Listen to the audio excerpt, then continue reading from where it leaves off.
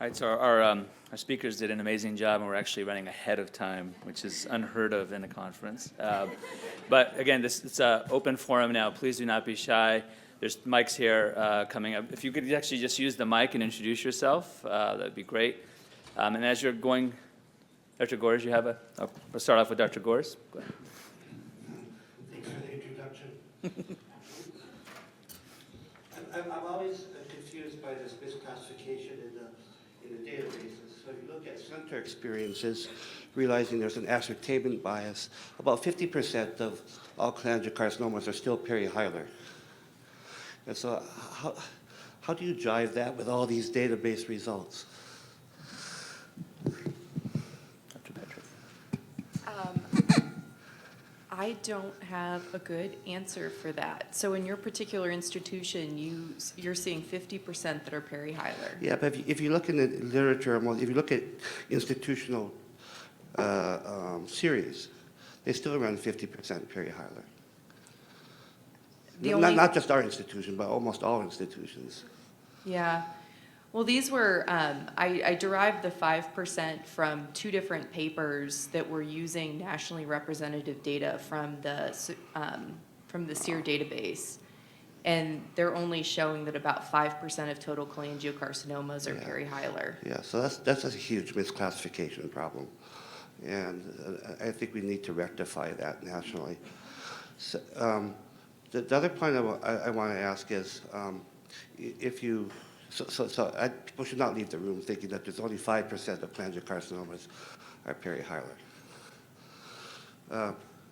The other point I want to ask is, so you one of the speakers very nicely showed the increased incidence of intrahepatic cholangiocarcinoma, cirrhosis, and chronic liver disease.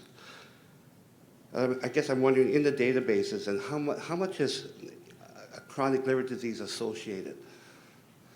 Because certainly we see this clinically. Yeah, so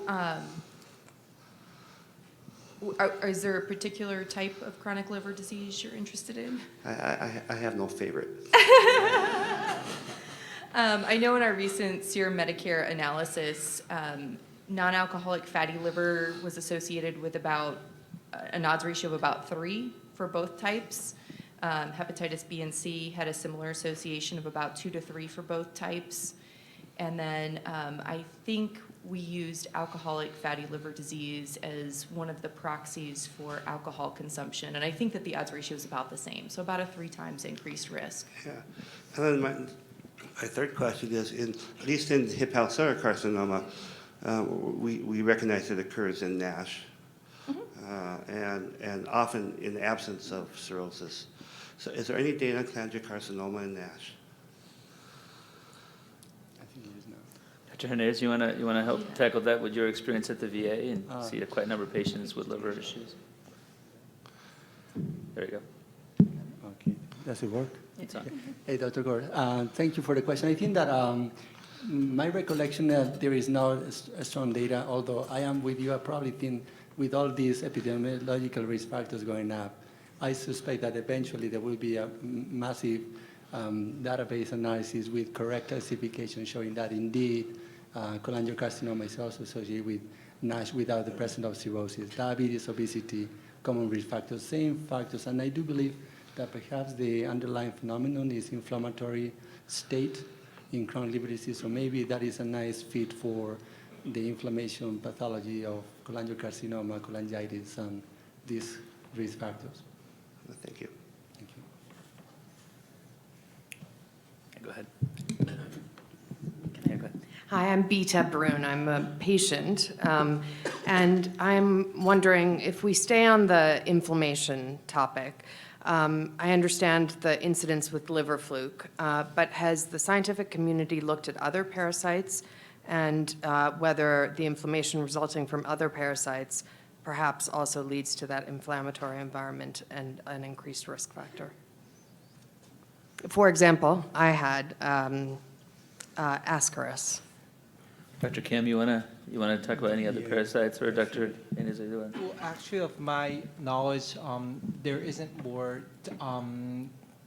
The other parasites So especially for the CSs, they will go within the liver itself. That's why they call them the liver flukes. The other parasites, the OW within the thyland area too, and otherwise from the OW and the CS, I don't recognize any other parasitic infections that will cause cholangiocarcinoma or actually cause more diseases to the liver itself. And what I remember the hepatolithiasis, the one with a lot of stones that we show on the biliary tree. Some of these they can get infected with parasites rather than the liver fluke. So maybe that might answer your question. The reality, I think in the case report we see some evidence for infection incidentally, but as far as strong as Clonorchis or Opistorchis, then no. And for the question on the liver entities, differences, liver entities and cholangiocarcinomas, I think it's not as, so Hep B I think isn't that strong of a correlation compared to hepatocellular carcinoma. So often I think that's why I don't, while Hep B, you'll see the very early age, 30-ish people from vertical infections get hepatocellular carcinoma. For cholangiocarcinoma, it's I think definitely after the cirrhosis comes in, that the cholangiocarcinoma will kick in later on, and I think pathology also matches quite nicely with that too. So I don't think the Hep B, for the Hep B story, I think it's a little different from HCC compared to CCA. Dr. Valle? Juan Valley, medical oncologist from University of Manchester. I wanted to pick up on the unknown primary angle of things. So we've known for some time now that with improved diagnostic techniques, we are finding patients who are diagnosed with cancer of unknown primary, and in fact they do have intrahepatic cholangiocarcinoma. So two questions. Have you modeled what that 20% of patients with cancer of unknown primary also would do in terms of the incidence figures of intrahepatic cholangiocarcinoma? And secondly, and I guess more importantly, should we as a community be doing something more about identifying these patients? Because these patients do not routinely come to the hepatobiliary tumor boards. They're in different tumor boards, and the awareness of an intrahepatic cholangiocarcinoma just possibly isn't there. Yeah, so to the first question, no, we've not modeled what this would do to the rates. However, there was a recent paper, I had it referenced on the slide, but I think it was published in 2016 or 2017. And I know some pathologists there might be some argument about this, but they used an RNA technique to try to look at the molecular profiles of tumors. And they found that for cancers of unknown primary that were in the liver, about 20% of those they classified using this technique as intrahepatic tumors, primary intrahepatic tumors. So that just kind of raised the question that perhaps the rates are actually even higher than what we're seeing. So I hope more is done to try to look at that. Go ahead. Ben Stanger, University of Pennsylvania. So I have a question about risk factors and attribution of cause. So we heard that in Thailand, something like 80% of the cases can be attributed to flukes. In the United States, we heard that most cases are considered idiopathic. There are risk factors, and one of those risk factors is chronic liver disease and cirrhosis, which is very common. So is there a reason that we're not attributing some fraction of cases to the chronic liver disease, that we're not saying some percentage of cholangiocarcinomas are related to the underlying liver disease? Is it a semantic issue, or am I missing the numbers? No, I think that's a great point. And I personally, as far as the attributable risk factors, there's always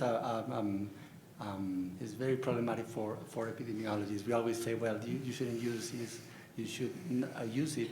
I personally think that there's other factors associated, so giving a number like 90% is catchy, but probably is not probably the right. The right message is to say there is some association, but as far as that leading to this in that proportion is very difficult, because we are measuring what we know, we don't measure what we don't know.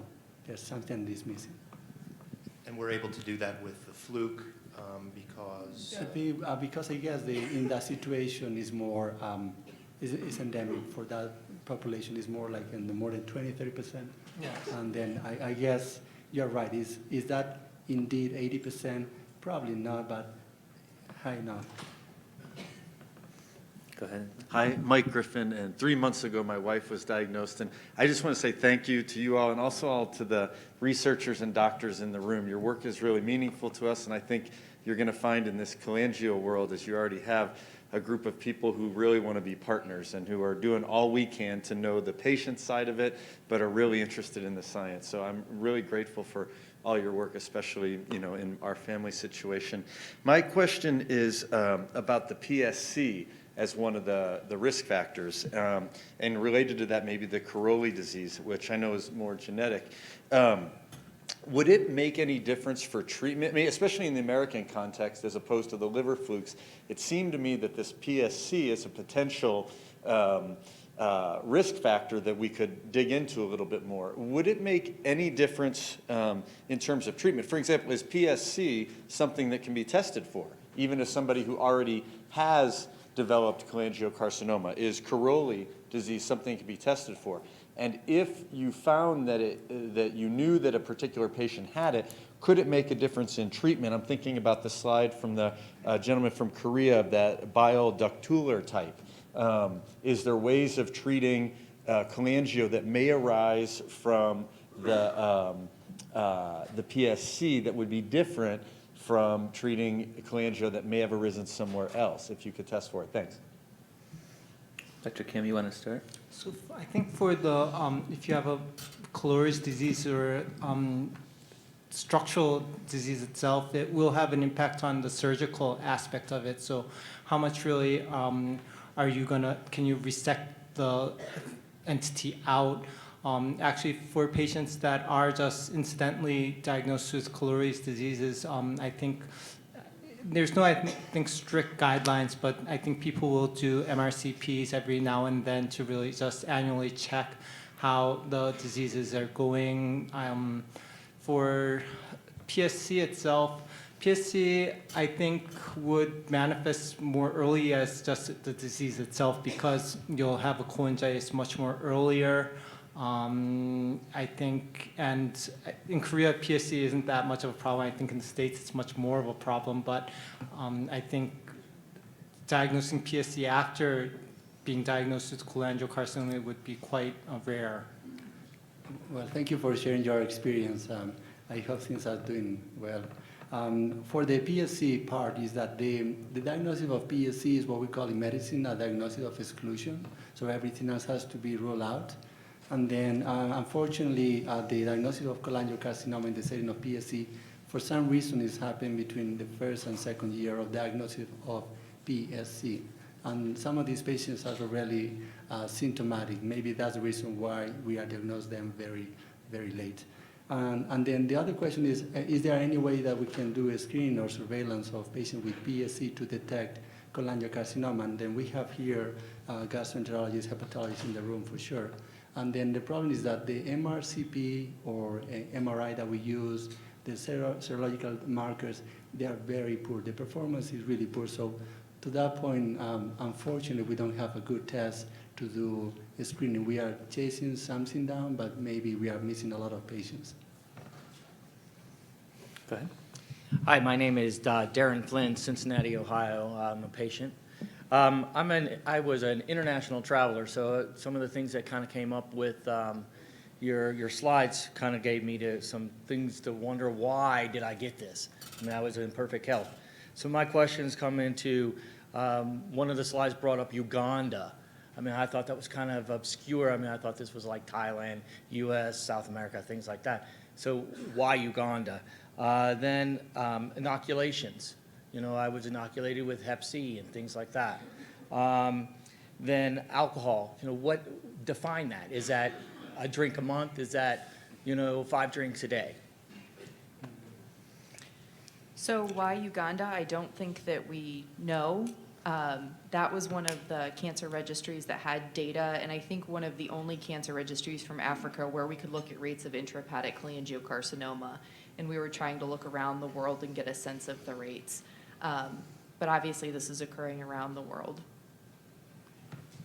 Dr. Hernaez, you want to tackle the alcohol question? Well, alcohol question in general, we call harmful alcohol consumption when it's more than for men more than 3 drinks per day, and for women more than 2 drinks per day. So 2 is not good for women, 3 is not good for men.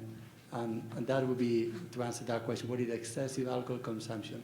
On the question on the inoculation of hepatitis C, so I think is epidemiological risk factors, and I think I addressed with the gentleman. In epidemiology, that's the problem we have. We use for associations. We think that is the cause? Probably now we have to do experiments and randomized clinical trials, but it's a red flag. So in the future, we can address whether this is indeed a cause or not. Go over here on the left, Mike. Go ahead. Hi, guys. My name's Jocelyn, and as far as treatment options are concerned, obviously, chemo and radiation is standard of care, although, across the board it's not particularly effective. And then as far as, other options, we've got trials where we're targeting, gene mutations, we've got immunotherapy. And the other treatment pathway that I've read a little about, but I just haven't heard much more, is just this sort of vaccine homeopathy concept in which you're introducing, trace amounts of the actual disease. In this case, it would be, the cancer, the cholangio, into the person's system, and then your system starts to fight the disease. And so I'm just wondering if that's something that you think is of relevance, and with cholangio in particular, what you know about it, and if it's something that we should note. Dr. Petrick, you want to start with that one, or? I don't have a good answer for you. I'm sorry. It's okay. Dr. Hernaez? Right. Yes, we'll probably be addressing that a lot more in the treatment symposiums. Okay, great. Thanks, guys. We're gonna go way in the back, Louis. Hi, Louis Roberts, Mayo Clinic. I actually was just going to follow up on Dr. Gore's earlier question to Dr. Petrick, which is that I think it's been fairly clear for a number of years now, at least within the clinical community, that it's probably best to distinguish cholangiocarcinomas as intrahepatic, as perihilar, and as distal. And this is fairly well accepted. We recognize that they tend to present differently, they tend to behave differently. There's actually probably fairly good evidence that the treatment responses are also different. And I'm wondering what it is we need to do to change the international classification systems, because it seems like they've been consistently behind for 20 years. And I think the community has known about this, and we need to figure out how to change it. Yeah. Dr. Petrick? Yeah, I was thinking about this question after we had the first round of discussion, and I think that perihilar really needs to have its own topography code. So right now it only has the histology code. So in the databases, I'm thinking maybe in the clinical setting, there's a different classification schema that's being used to come up with this 50% rate for perihilar. But in the databases, there's only about 5% that are being classified using the 8162 histology code. So I think that the best thing to do would be to have its own separate anatomic topography code, and that would better allow us to look at these tumors and really get the classification correct. Dr. Gores? Yeah, I just wanted to answer the question on the PSC. So just some numbers and some thoughts. So even at our institution, which probably sees more PSC than anybody else in the country, it only makes about 9% of our cholangiocarcinomas are PSC related. Still, 91% are not. The lifetime risk is around 10%. There's a recent paper in hepatology which shows that screening, if you know you have PSC, screening either by MRI, MRCP, or ultrasound saves lives, but you have to have transplant available to save those lives. If you don't have transplant, it probably won't work. And as you said, a lot of patients are diagnosed simultaneously. And finally, we have no genetic information on cholangiocarcinoma and PSC. So that's really an unmet need in terms of the genetics. The genetics of IBD colon cancer are different from sporadic colon cancer, and likely the PSC cholangiocarcinoma will also be unique. We'll stay at the same mic. Hi there. I want to touch on a remark that Dr. Hernaez had earlier around toxins in the environment. I'd love to know, do any of you have any thoughts or data on the role of toxins, especially given that so many of us do not have any of the other risk factors that you listed. I, for example, grew up in rural Ireland where weed killer like Roundup was used with prevalence. So I'm just curious, do you have any thoughts on toxins?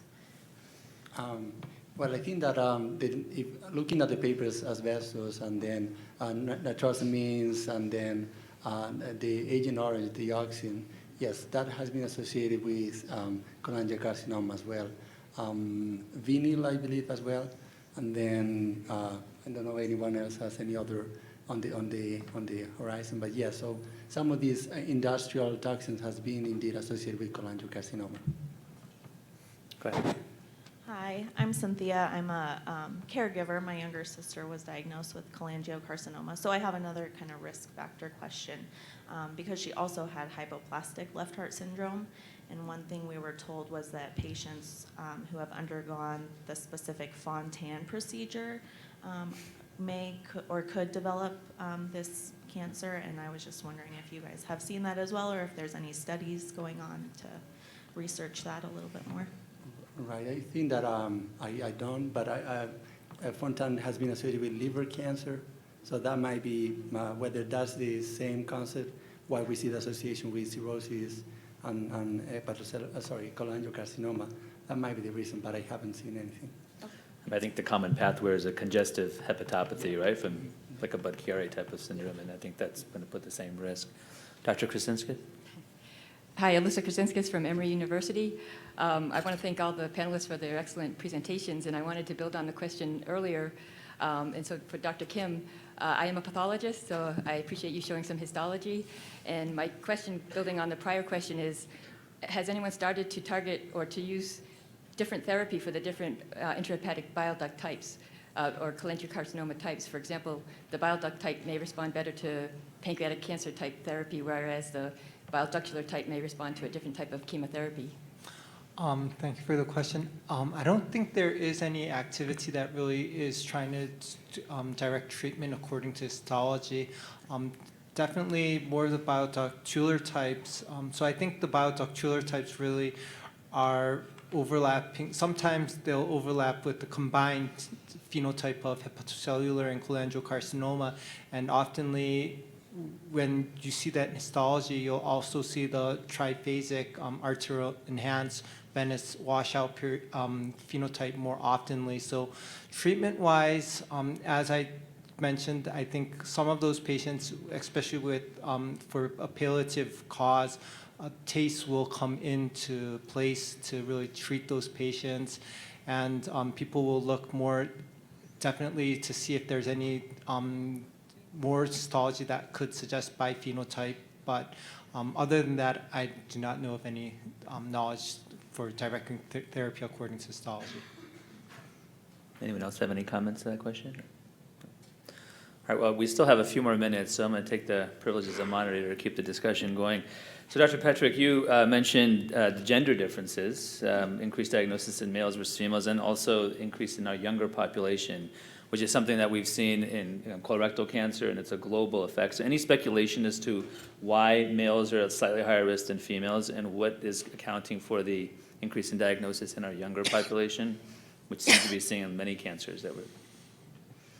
I'm going to go with no, that I don't have a good answer for you for that. I can tell you from some of the other cancers that we've looked at, whenever we've tried to look and see if perhaps things that differ by gender, such as smoking and alcohol consumption, may account for some of the gender differences we're seeing, that doesn't fully account for the picture. So one of the hypotheses that we're trying to test in some various cancers is whether sex steroid hormones potentially account for some of the differences that we're seeing. And as far as the increases in the younger population, like you said, we're seeing that in gastric cancer as well. And I don't think anybody has any really good answers. We need to do the studies to try to figure that out. Okay. Yeah, go ahead. May I ask a question? Can you hear me? My question is for the panel, or maybe Dr. Kim. I am a patient and currently NED, and you were discussing treatment options, and there doesn't seem to be a standard of care for or something to do as a preventative measure in a NED state, knowing that this is a reoccurring disease. Have you seen any trends or literature or have any hunch as to remain NED? So as a prevention? Yeah, like for secondary instance, I'm on prevention? Xeloda right now for Okay. 6 months, but I had done the Gemzar, cisplatin, I've gone through radiation and remain, disease-free at this point. But is there any other medications or lifestyle changes that you've seen? So I think tomorrow, the BillCap study and other adjuvant therapies are going to touch upon tomorrow. But of my knowledge, so just from the top of my mind, other than that, I don't think there's any more preventive measures that you could do extra for prevention, secondary prevention, if that's your question. Thank you. Hi, my name is Tom Leitsky. I'm a 11-year survivor, and it's a very interesting conversation, very thought-provoking. So I just want to share a couple thoughts. I was living in Japan, actually, when I got diagnosed, 2006 and 2007, and spent a lot of time in other Asian countries eating really rare stuff as I was tested quite a bit. And as you look at globalization, I think there's a lot more international travel, and the airplanes I was always on was about 80% male versus female. So there could be some variables like that could be considered. I don't know how you would document that. Maybe looking at occupations of some of the patients. Also, it seems to me that clearly we see an increase in younger people, but also I think the technology. Within our warrior group, I've heard many younger people say they kind of were accidentally diagnosed because they went in for something else and they caught that. And clearly that probably wasn't the case 10, 15, 20 years ago. So some of the growth in younger people could be detection has improved versus the increase, but it still seems pretty suspicious to see the increase. I just want to share those thoughts, and thanks for all you're doing. Thank you. Thank you for those comments. And that was a wonderful discussion. Again, thank you to all three speakers for fantastic talks. That was fantastic.